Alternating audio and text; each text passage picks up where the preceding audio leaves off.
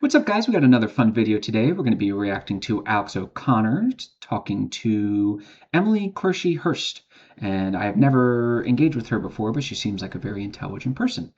We're going to be talking about time, time freedom, space-time, and the rationalist misunderstanding or bastardization of time. So unfortunately, though I think the attempt made here is very admirable, two rationalists, what do we know that rationalists do? They sector or divide the rational part from the whole and transpose the whole onto the part. So in relation to time, that means they sector rational time, which is to say space-time, in which time becomes spatial units divided and partitioned from one another. This is textbook mental structure, which is to say clock time in the calendar. That is one layer of time. That is one form of time. There exist multiple layers of time that exist simultaneously. They are present. They are co-present and efficacious. There's time as a quality. There's procedural unfolding. There's cyclical. There's magical timelessness. There's suddenness. There's frequency. There's repetition. There's all this great stuff. So it will be fun. Let's get right into it. I'm going to stop really quick so we can lay out the groundwork of what time is. You've done a lot of work on the relationship between God and time. The philosophy of time and the philosophy of God are sort of complicated enough on their own, but why have you dedicated so much of your work to specifically their relation? I think time is a fundamental, incontrovertible feature of human experience. Okay. So to put it in Gebser's language, when Emily says time is an incontrovertible feature of human experience, what we would describe that as a world constituent. Time is an amention, which is just an invisible dimension. It is a dimension, it is a world constituent. So yes, she is 100% correct that time is just as important to Earth, the world, and human existence as space is. So let's real quick talk about what time is. Because you know, if you follow this channel, we talk about time a lot. Time is the invisible dimensional backdrop that allows spatial objects to come into existence and unfold. And each spatial object's unique temporal unfolding is informed by said unfolding.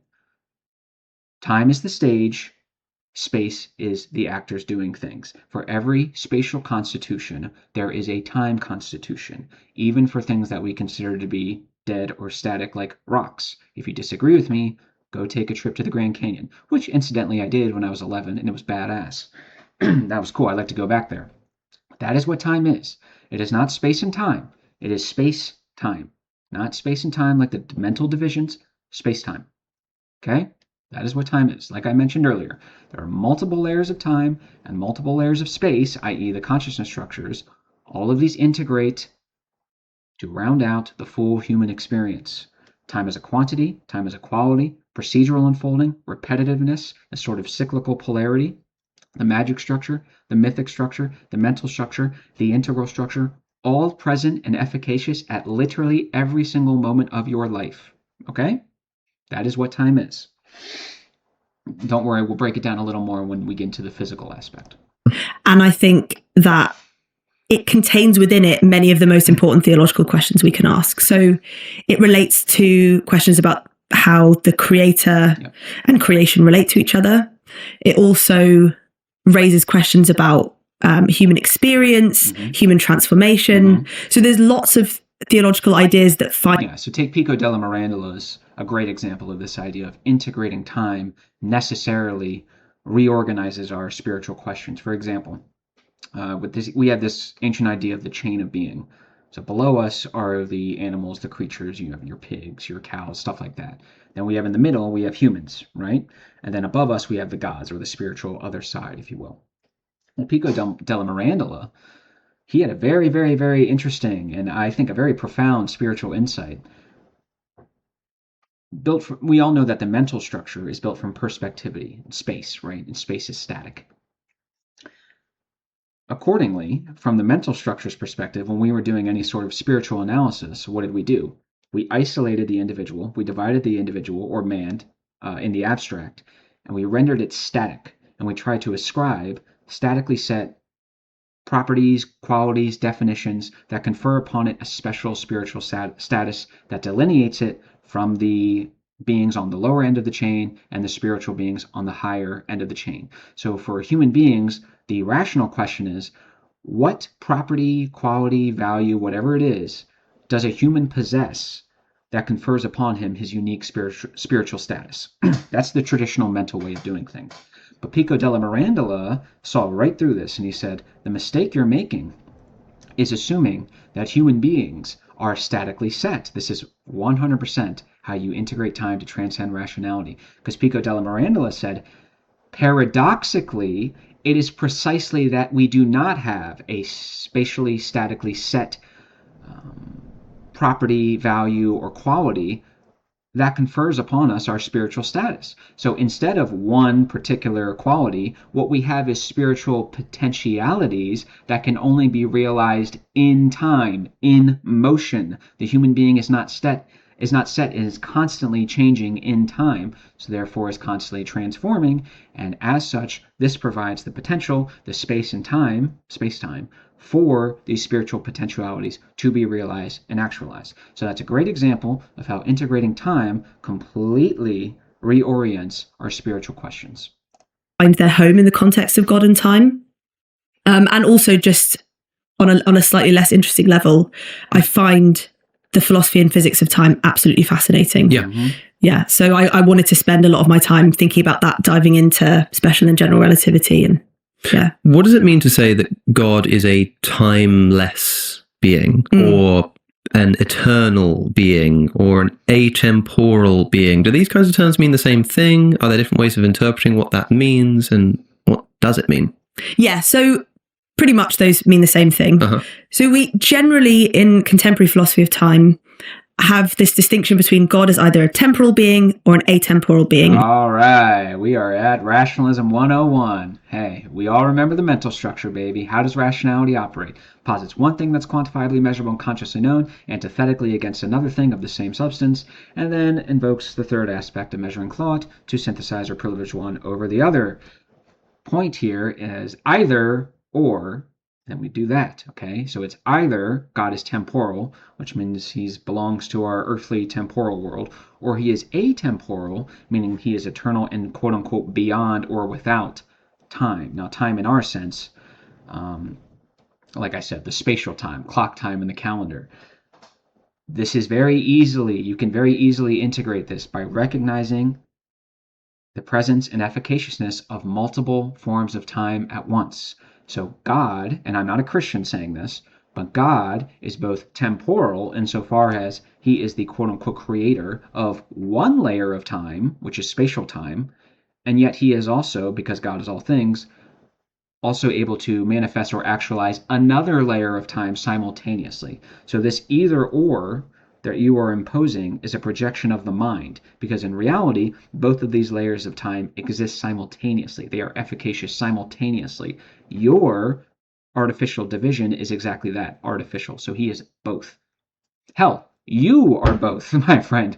If I can accomplish this, which I can, and so can you guys, if you just read Gebser or read Proust or read T.S. Eliot, you are able to step out of the order of time, as Proust would call it, which is to say you are to release yourself from exclusive ties to spatial mental time and awaken time freedom. And time freedom, of course, is nothing if not the recognition that the human being is the point of convergence in which all these different layers of time meet and become efficacious. The atemporal God is outside of time, has no temporal parts, doesn't experience temporal passage or change or succession in that God's life at all. And then the temporal God is within time or experiences change, passage, succession. And the atemporal God seems to be the version that's more popular throughout theological tradition, although they're not using quite the same categories that we use today. And the temporal God is seeing a resurgence in the contemporary discourse. So why the popularity of the atemporal God before, and why the shift? So there's a few arguments that we could give. Some of them are rooted in Platonic philosophy. So the idea that God is a perfect being means, Plato made this argument that something that's perfect doesn't change. Hey, if something is perfect, it doesn't change. And change can only happen in accordance with what? Or according to what? motion, and motion cannot happen if it's statically set, inherent in its own concept. It must happen over what, class? That's right, time. So this is a mental, rational, purely spatial understanding of perfection. Under the purely rational standpoint, I don't see how you could justify, if you have something that is set and perfect statically, and it changes even 1%, I don't understand how you could justify that that's still perfect from a purely rational perspective. Now, from an irrational perspective, this would be easy as hell, because you could say, haha, we can integrate Goethean morphology and recognize that these changes or transformations, what might appear to the rationalists as an imperfection, really are different and varying forms or expressions of an underlying principle. Goethean morphology, essentially. Each mythology, according to Joseph Campbell, is really just a variant, I should say, of the monomyth. Separation, initiation, return. There's a very common process that they all go through. Same thing with this example here. So yes, the God is changing and transforming, but only because he's showing a different side of that pure spiritual principle. Because if it changes, it in some way degrades from perfection. Yeah. So if God is perfect, then God doesn't change. And if we think of time and change as linked together, then God is outside of time. God isn't subject to... Remember Goethe's insight. Living organisms are in constant perpetual motion and change, which means time. You kill living organisms by dividing it from its world and rendering it static and dissecting it to its parts. That's not how it works. You can't. I'm not saying there's no benefit to that at all, but just re-embed it, right? The passage of time. Why would change require degradation from perfection? This was something that jumped out at me from reading your work. I understand that in a sense. It sounds plausible, but it also seems plausible to me that there are ways of changing that don't improve or detract. I mean, is there something necessary about change that would detract? Yeah, so the problem here is not necessarily that perfection cannot change. It's really the rationalism, essentially. One, there's no integration of the very obvious fact that perfection seems to be a qualitative valuation. So when you change, when Alex says, and he's right to say this, when you change in a way, it doesn't necessarily have to detract. That might be true, but that is dependent on the beholder, right? So there's a qualitative valuation. But if you're sticking strictly, with a quantitative approach, well then yeah, inherently, by definition, if you have this perfect picture and you move it, I don't see how, from a purely rational, purely perspectival, purely static, purely spatial view, you could ever justify that this is not an imperfection. Well, not necessarily. So one of the objections is that, from the temporalists, is to say, there's no change in God's perfection if his knowledge changes from the time is 2:00 to the time is 1 minute past 2. And that's the kind of change that's required for God to be a temporal being. So there's no challenge to his perfection. I think the perfection and change argument is one of the weaker ones for the atemporalists, but it had a powerful sway over people in history. Yeah. Can we make sense of the question, does God know what time it is right now? Yes. And do we require, in order to say yes, do we require that God is temporal? Or can you have an atemporal God who knows what time it is? Yes, right? It's atemporal and temporal simultaneously. We talked about this, yes. Not only does God know what time it is, it's 3:34 where I live on the East Coast. He knows that's American time. What about Oswald Spengler? Oswald Spengler showed, by the way, Oswald Spengler is infinitely more postmodern than any Foucault or Derrida or anything like that. Infinitely more.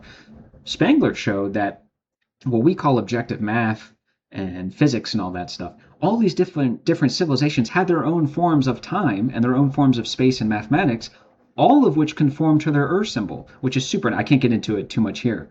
But not only does God know what time it is, God knows what time it is in America and in India and in Russia and in all these other different places. He is temporal and atemporal. This division you've constructed, this antithetical division, is a projection that is unwarranted. Right now, because I'm speaking in a temporal sense. I'm in the temporal world. Yeah. Could a timeless God know what time it is now? Yes, but if you endorse the idea of a timeless God, you normally, in contemporary discourse at least, endorse a view of time that says there is no time that it is now objectively.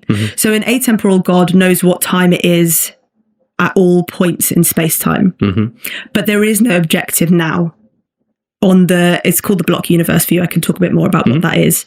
And whereas a temporal God knows what time it is now, because normally you would have this marriage of a temporal God and a version or a theory of time where time does objectively pass and there is a now. So God knows what time it is now.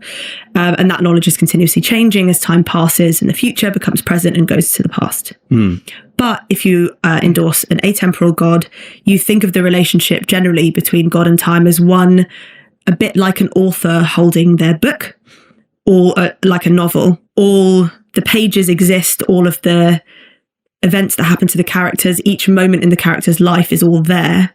And God knows all of those things that happen and can look at any point. And there is no objective, it's objectively page 33 now. That doesn't make sense when you think about a novel. And so this is the version of time that goes with the timeless God. And it's the version of time or theory of time that I think is best supported by modern physics. I mean, the character in the novel could say, like, you know, what page number am I on? Yeah. And there is no objective page number for the author, but the author can know where they were when they said that, and that might be, you know, God would know where I am on this. Just to be clear, if there's a spiritual other side, which there is, or God or whatever, again, God can tell you exactly what time it is. It's just one layer of time. That's the point. You're focusing on one layer of time. Linear causality. This is spatial and mental. That's one way. You have cyclical, you have all this different stuff. All right, we're going to get into it. Don't worry. On this time block, I think most people will be roughly familiar with the idea of the block universe versus, you know, the part where the past and the future and the present all exist on this big block. Okay, so let's get into this a little bit. So what they call a time block, Gebser would call a time sphere. It doesn't really matter what you call it. I think sphere is a little better because it closes in on itself, and I like that. But if you want to use it as a block, that's fine. So in a physical sense, we know that past and future are present physically. For example, if I decide to burn my house down at 3:38, and let's say it takes 10 minutes, at 3:49, the present, emphasis on the time, condition of my house, that is to say its charred, rubbled state, is shaped physically by the past decision to burn the house down. So the present shaped by the past. My present existence with only one arm is shaped by the fact that I had a terrible accident at the factory, and that has endured. So the past shapes the present and therefore is present. But the same thing also applies to the future. Let's say I want to go to Chick-fil-A. Okay, so I go to Chick-fil-A, it takes 20 minutes. It's not as if Chick-fil-A was suddenly built spontaneously and magically the second I got there. No, Chick-fil-A was always there. I just hadn't got there yet. So even physically, the future itself is present. It's just the way I view time and this sort of blocking that off, I can only view the present because that's more helpful for survival. So in a physical sense, we know that the future is also present and shapes the present. So past shapes the present and future shapes the present. There we go. So what does that mean about the present? Well, paradoxically, if you want to know about the past and the future, you look to the present, right? Because the past and future shape the present. And if you want to know more about the present, you look to the past and the future. Now, of course, rationally, you would say if you want to know about the past, you look to the past. If you want to know about the future, you look to the future. Same thing with the present. No, my friend. Us irrational-based Gebserians, we understand time as a sphere. We understand that everything closes in on itself. So therefore, we employ paradoxes. I just covered this in my most recent Kill Rationalism video. Paradoxes are awesome. They transcend the limiting vanishing point of rationality, and they awaken a perspectival, irrational consciousness. It is amazing. So think of it, if you want to think of it, the sphere as like a bread. Let's say you've got a bunch of slices of bread, right? Whatever slice you're in, let's say you're in the middle, that's just exactly that, a slice. But the past is still there, and the future is still there. So when you go from slice to slice to slice, it's not as if the past just goes away and dissipates. And when you go from slice to slice to slice into the future, it's not as if it's being constructed as it goes. It's already there. And of course, we see this psychologically.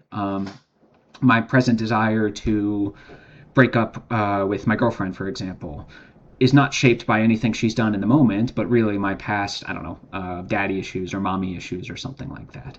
My futuristic conception of me not having any future, like that Sex Pistols song, has shaped my desire to burn it all down, because if society can't take care of me, I'm not going to take care of it. This is the idea that the past doesn't exist, the present is the only thing that exists, and the future doesn't exist yet.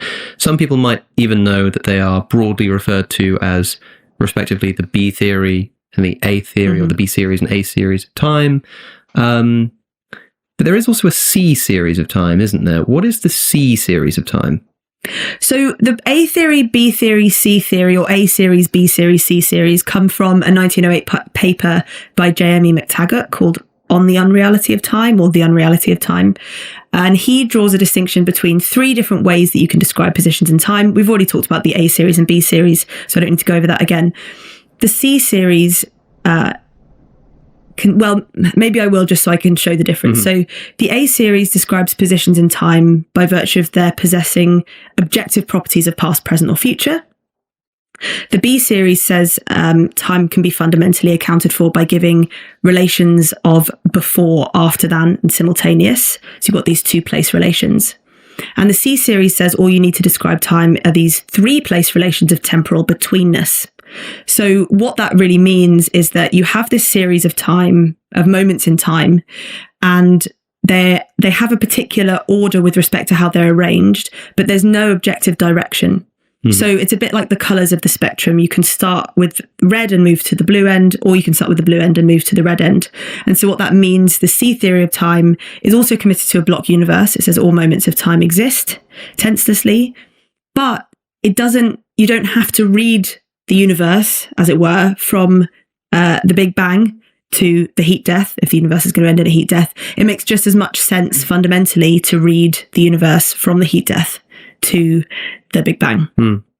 And even within those different theories, that sounds kind of base. That sounds almost aperspectival. I'd have to look into that a little more, but that sounds kind of base. Yeah, you're taking one, remember the spatial time, this little linear before, middle, after. That's one layer of time. If you change the perspective, the temporal unfolding, the significance of the object changes. There are different... Actually, this is probably a good point to start on that. Let's get back into the physics for a second.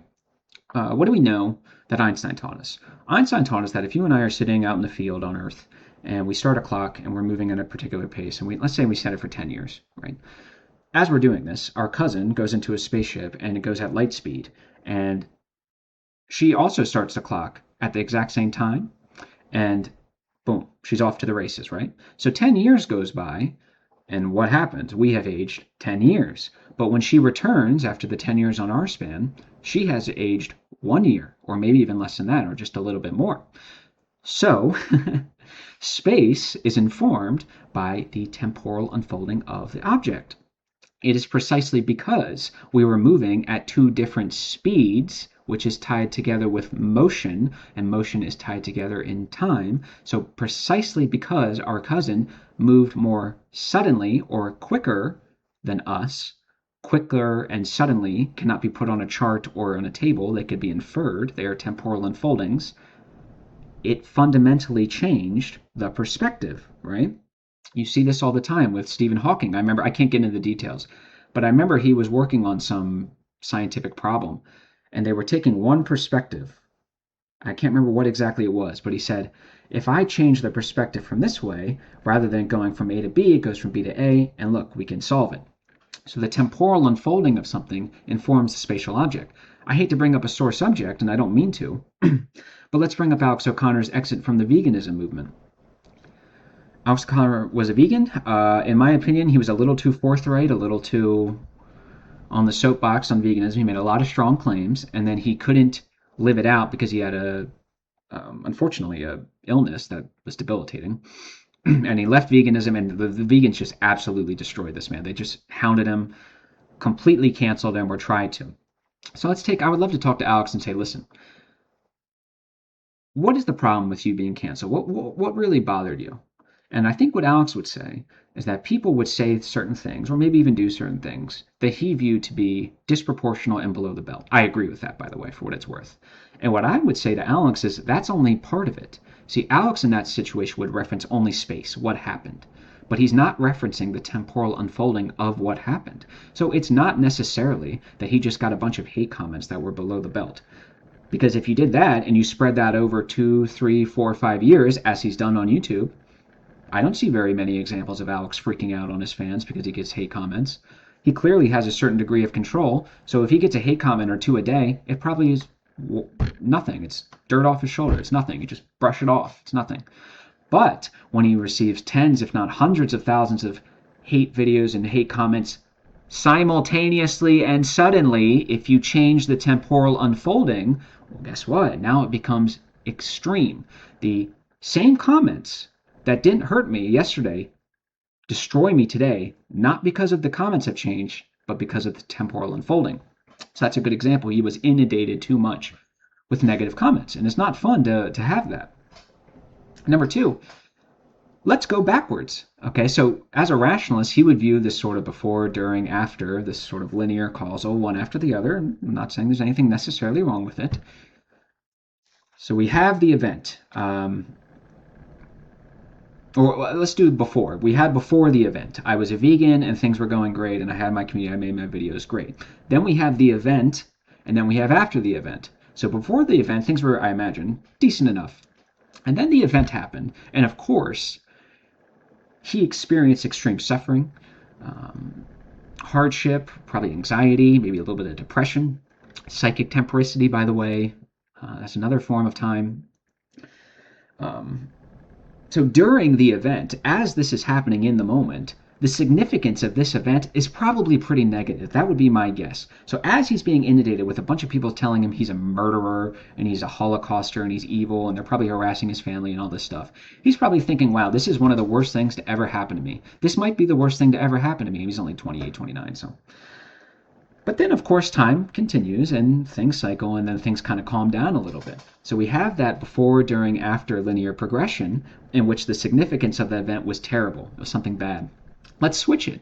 So now that we're after, now that we're done, Alex might look back and say, you know what?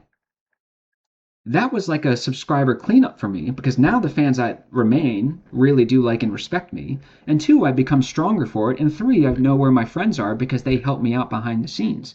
So the significance by changing the temporal unfolding of the event changes the event itself, right? So what was experience from before, during, after as a negative experience, when experienced as after, during, before becomes a positive experience. So yes, it is not space and time, it is space-time. For every spatial constitution, there is a time constitution, and the temporal constitution informs the spatial constitution, even on a physics level. Interpretations of the theory. So, I mean, it's quite hard to wrap your head around exactly what we're talking about, but we said the A series says that the present exists, the past doesn't exist anymore, the future is yet to come, there is no block. But there is more than one way of interpreting what that means, what the A series is. And there are sort of 3 popular, broad distinctions, right, within A theory of time. That's right. I think the one that I see most often endorsed is presentism, which is the A theory you just described. So all that exists is the present. So you need an objective now. Okay. Actually, everything that's simultaneous with that now exists, nothing else exists. Then you have what's called the growing block theory, which is committed to the existence of the present and says that the past exists. So as new slices of time that are the present come into existence, they when they become past, they are then added to a block, like the block universe, but that grows with ever more present moments. The future is not real. And then you have the That's a very interesting theory of time where on one hand it touches on something great, which is this sort of no man steps in the same river twice, right? If one of time's forms is duration, well then there must be necessary an accumulation of events, experiences, all that great stuff, which compared to this sort of bread block analogy means that more slices are accumulating as you move forward. Why you would ever say the future doesn't exist is beyond me, but okay. Moving spotlight, which is also committed to a block universe. I had no idea the future didn't exist. When I was young, when I was 5, and I saw those guys fly their planes into the Twin Towers, and they did so because they were going to be rewarded in the afterlife. Yeah, both the future in a physical sense and its psychological effect totally didn't exist then. Good to know. It's like the B and C theory, but says that there's something, and I'm not really clear about what that's supposed to be, that picks out objective nows, a bit like if you had a street of houses and you have a spotlight that moves from one house to the other. There's something privileged about the house that's being lit up. And that's the idea with the moving spotlight view. So it tries to have the best parts of the B theory and the best parts of the A theory. And in so doing, I think it comes up with something that basically no one endorses. Yeah. But then, I mean, I like this idea of like privileging the present, because there is something special about now, by which I mean, you know, there was when I said the word now. But even for the B theorist who thinks that all... So this is what Gebser was talking about, the phenomenological experience of time, ever present, perpetual present. It's like Gebser says, tomorrow is just today not yet made acute. So from a phenomenological perspective, in terms of just direct human experience, I can understand why this view of time where the past and future don't exist could come about, because in human experience it really doesn't. But of course it does too, because it's not the past itself. It's not that when I had my automation accident and I lost my limb, it's not that the past is experienced insofar as I can time travel like some sci-fi movie and recreate the event, or at the very least watch the event, or maybe relive it so I can pull my arm away at the critical moment. It's nothing like that, but its effect on the physical and the internal soul is still real. So just because phenomenologically we only directly experience the present, that doesn't mean the residual effects of the past and future are not experienced. They are just quote unquote contained within, if you'll excuse my spatialization, the present. Remember, if you want to understand the past and the future, you paradoxically look to the present. If you want to understand the present, you paradoxically look to the past and the future. All time exists, and the past and the present are just as real. You know. Surely they still can't escape the idea that there is, for want of a better term, something privileged about what at least we consciously call the present. Like, how do they make sense of the psychological experience of time if the present exists just as much as the past does? Yeah, like I just said, there's no contradiction here. It's just the way human experience, and that's it. Human experience is always flawed, and it's like saying, how could you possibly rationally... Don't get me wrong, this isn't like a strong criticism of Alex. I'm not trying to say he said anything dumb or anything like that, but it's like saying, how could you possibly abstractly analyze something when the models aren't in the world? Well, it's like, yeah, that's the whole point, brother. That's the biggest objection to the B theory, and I guess the C theory as well, is how do we account for our temporal experience? Yeah. My response to that is always, well, our experience deceives us all the time. I feel like I'm sitting on a solid chair. I can feel the velvet underneath my fingers. But actually, this chair is made up of mostly empty space, and it's the atoms in my body reacting or like repelling the atoms in this chair. And so our experience has evolved in the context of the environment of early evolutionary adaptation. And hasn't evolved to be able to pick up things like the ontology of time in a way that's I disagree. Reliable enough, in my view, to go against what science tells us about time. And what science is telling you is a fragmented bastardization of what real time is. The mistake the scientists have made, what do you think that is? The space-time quote-unquote unity, we already got a problem, because unity is magic structure stuff. That's not integration. I know it might sound like a pedantic, semantic, whatever, but it's not. So we have space-time unity into a space-time continuum. That already is another problem, because again, the only continuum of time is the spatial time. There are different layers of time. Well, we'll get into it. So as Gebser reminds us, the fatal flaw that Einstein made was integrating one layer of time, which is the spatial mental clock time. That is space-time unity. So no, I'm not going to appeal just to the physicists when it comes to time and saying, oh, well, if the physical understanding of time doesn't accord to my understanding, I'm going to appeal to the physical. No, the physical misunderstood it. I think they understood it a lot better than some people, but they still don't understand it entirely. It is the invisible dimensional backdrop that allows space to come into existence and unfold. It's like Gebser said. What does he say? The time is an intensity of the spatial physical world. Once the physical world once the physicists understand that, then I'll listen to them. But they don't.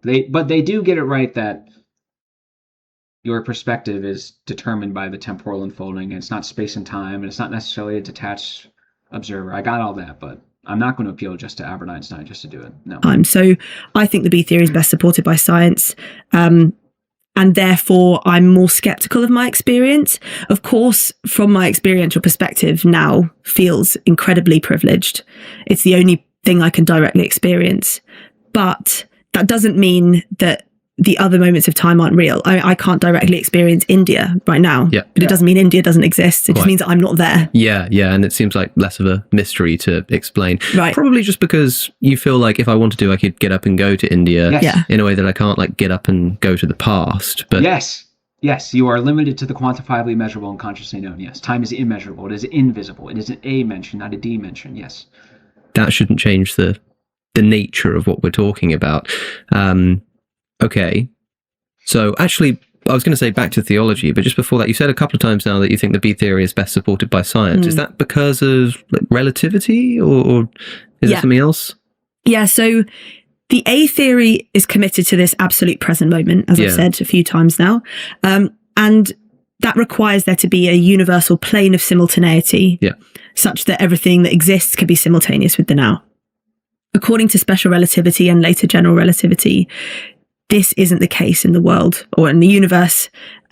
We just don't realize because we never either accelerate to significant fractions of the speed of light or go to planets or much closer to the sun with big gravitational fields. If we did that, then we would realize that time passes at different rates depending on your speed and depending on your proximity to a gravitational field. Yes, we're so close. You are so close. You are so close. You are so close. There's one perspective, the rational perspective, which is going at a particular temporal unfolding. But if you change the temporal unfolding, the perspective also changes, as I talked about earlier. So rather than taking a singular rational perspective, that is becoming rationalist, we take the a-perspectival approach and take the time to view things from the other perspectives. That is a good idea. I think that's a great idea.